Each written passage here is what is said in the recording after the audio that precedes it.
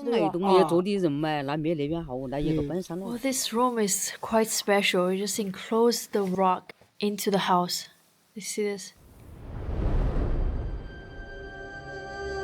Hidden in the mountains of southwestern China, there is a remote ancient village that defies a simple way of dwelling.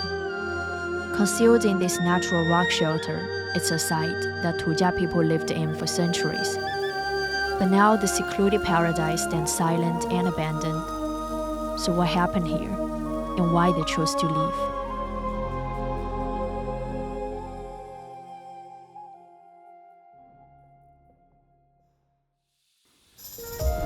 In this episode, we're heading to a remote and ancient village in southwestern China. Here in this place, homes rest in natural hollows on the mountainside, a way of living that's lasted for centuries and traces back to ancient times. The Xiang family of the Tujia people built a self-sufficient life here, with water, farmland, and livestock. From this secluded site came 3 people with PhDs, a story the nearby villagers love to tell. And yet, despite all of this, the cave village gradually fell into decay. So we are trying to find some answers. Why would anyone leave a place like this? Was it the modern world, or had life here just simply become impossible?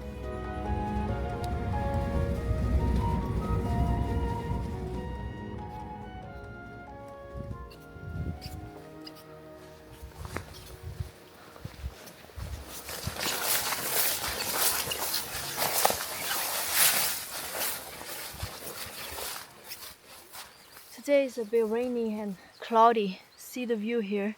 That's fantastic. And pretty early in the morning right now, and the mountain is rolling clouds and mist. It's wet. It feels like it's soaked in. But it's clearing up a little bit.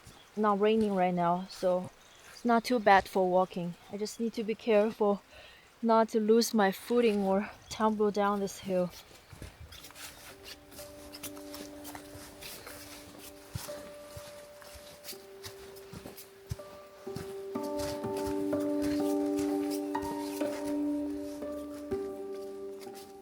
So here we have the first glimpse of them, the cave dwelling, just right in front of me, under the overhang, the rock overhang there.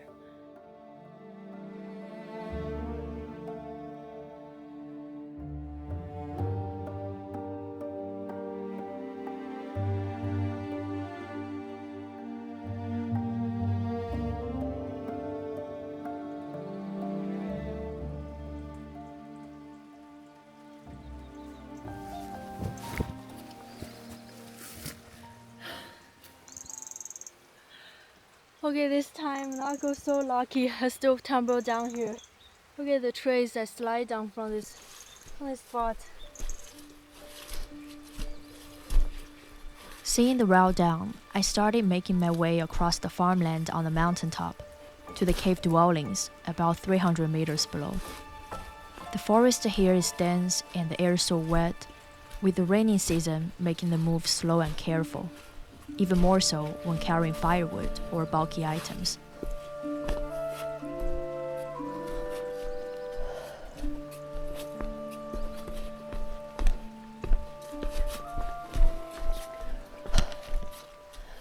Here we are.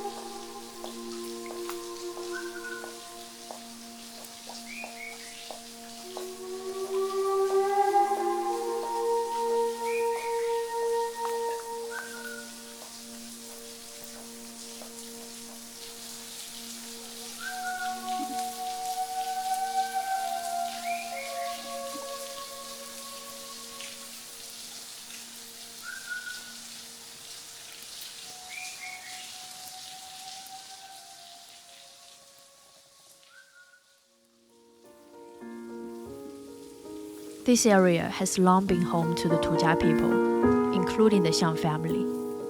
About 150 years ago, their ancestors settled in this hidden spot. They built their houses right against the rock, and the rock itself becoming the back walls and the ceilings. They've been living here for at least 4 generations, but today no one lives here anymore, and the homes were left abandoned. We can also find some traces though, like lots of everyday things they used are still inside.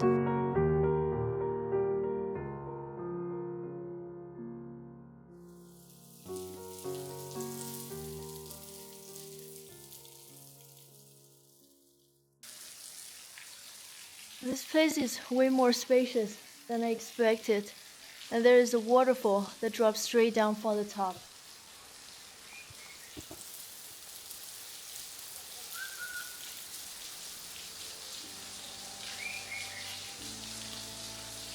As we walk in, a massive rock overhang opens up above us. On the mountaintop sits a village, but down here it feels like a secluded world of its own, sheltered by the natural rock. When it rains, water runs off the edge like a small waterfall. The whole layout follows the shape of the cave. You can take in the main structures right away. About 10 houses built on 2 levels, with spaces for animals, living, and a yard in front.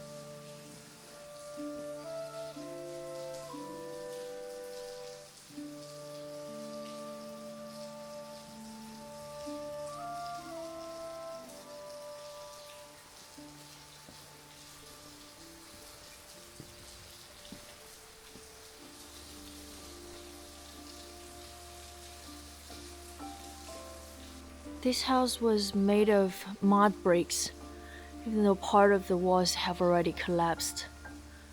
It seems like this house they didn't build with a normal rooftop. They just used the rock as their roof, see.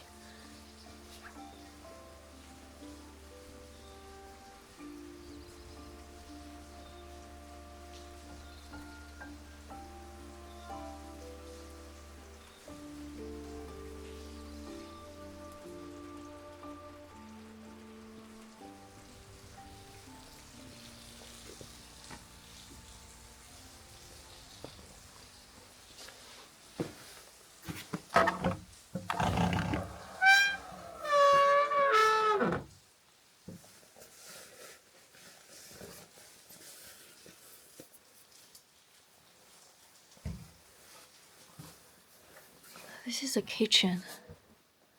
Some firewood, a stove. It's a water tank. A bamboo basket on the wall. And there's a jar on this stone table. A wok. Cabinet. Wooden table, wooden chair. All those rooms are connected inside.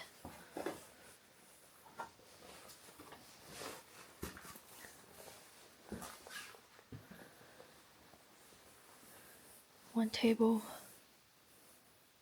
one more table, some chairs. This should be a living room.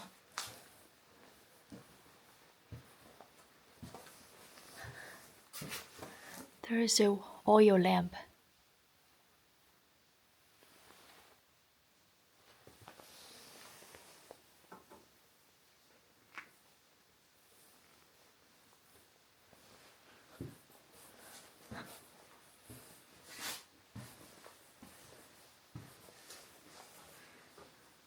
A stair leading up to the second floor. Back the door is the bedroom. And you see the house is roofless.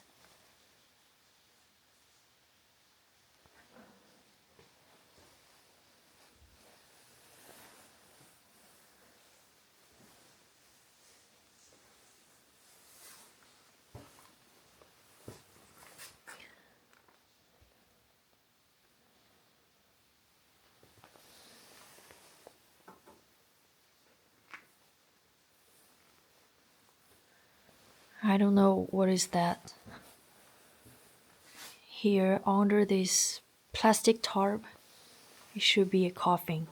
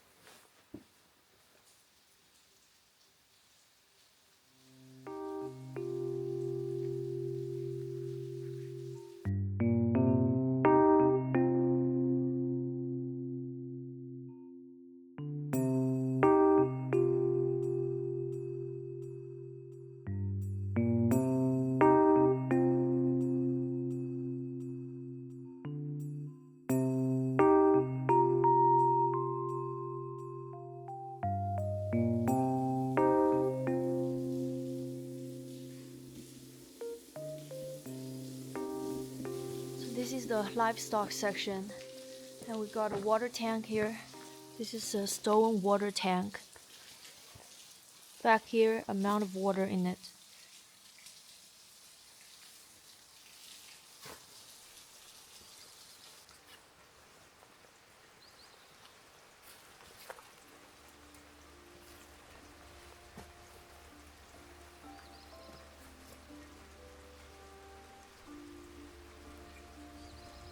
Here is a trough for feeding cattle or pigs. It was carved out from one solid piece of rock. There's another one in the corner.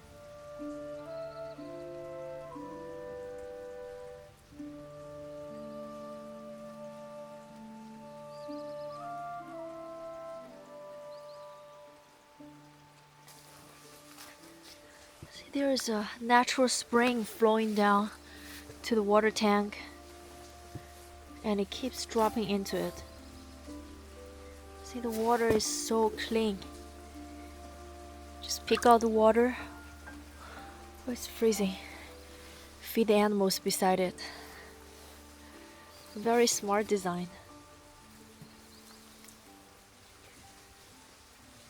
So here is the bamboo basket with some straws laid out inside, and some chicken poops is where chicken lay their eggs.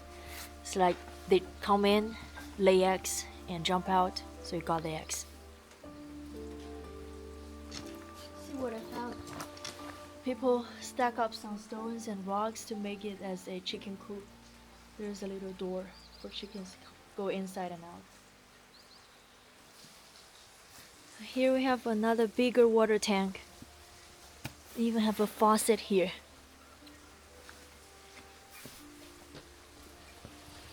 A small pipe, so the water can just flow into this water channel all the way into the lower part.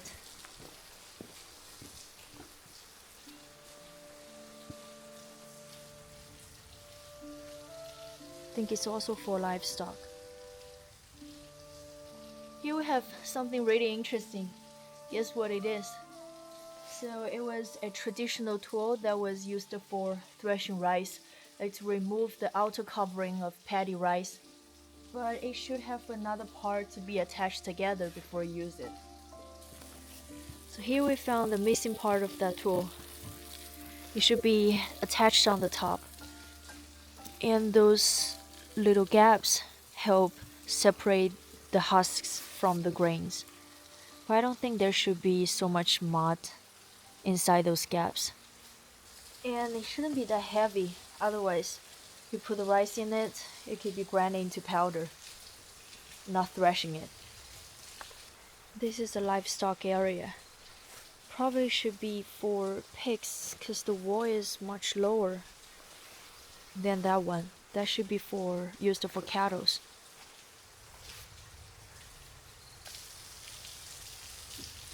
Here in this place, I can see nothing ahead. It's so humid and full of thick fog. It just feels so surreal here.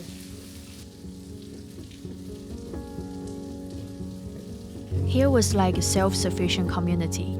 It's kind of desolate, but with the natural spring here and waterfall inside of it.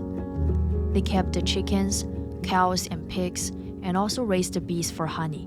There are also farming fields up above or even down below. And they started out using fires for warmth and light long before switching over to electricity. So in the past, whether out of safety or personal preference, this place could support a simple, self-sufficient life for this family. On top of that, the cave stayed cool in summer and relatively warm in winter, making it more comfortable to live in.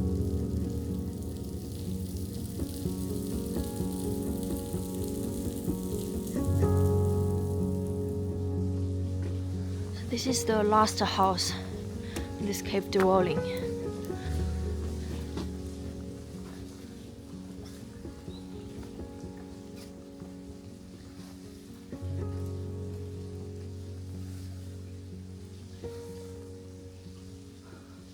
The wall has cracked.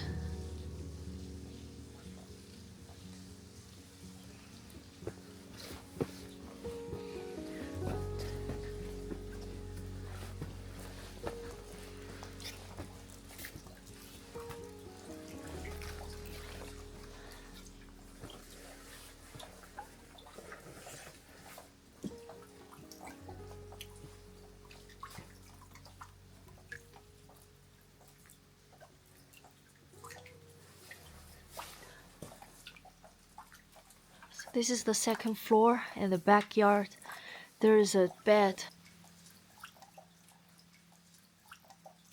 and a water tank.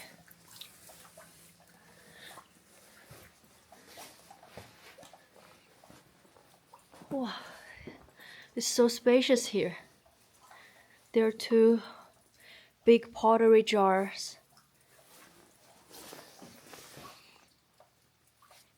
and a thermos bottle for hot water.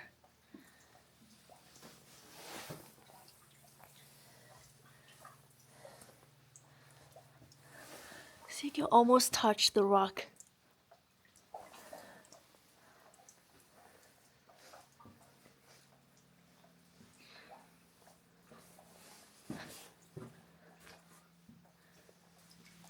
There are 3 rooms in total.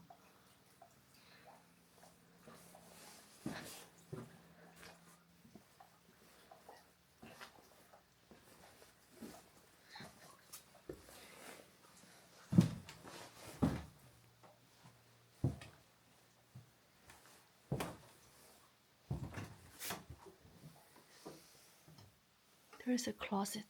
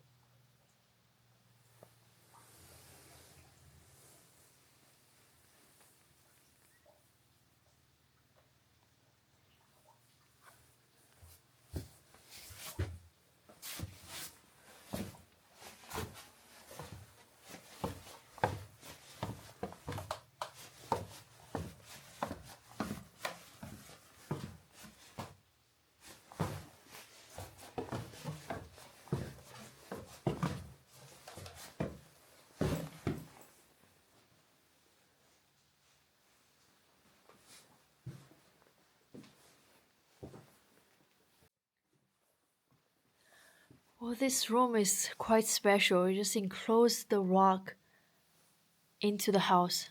You see this?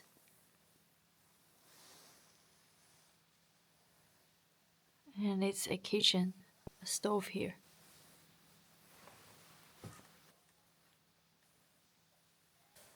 So this is also a tool used for threshing paddy rice. Like you put it into it and you turn it like this.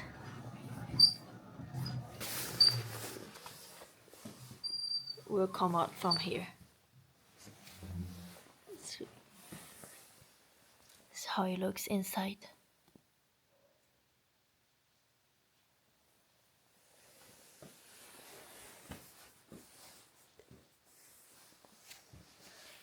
It's a clock, but it's not working.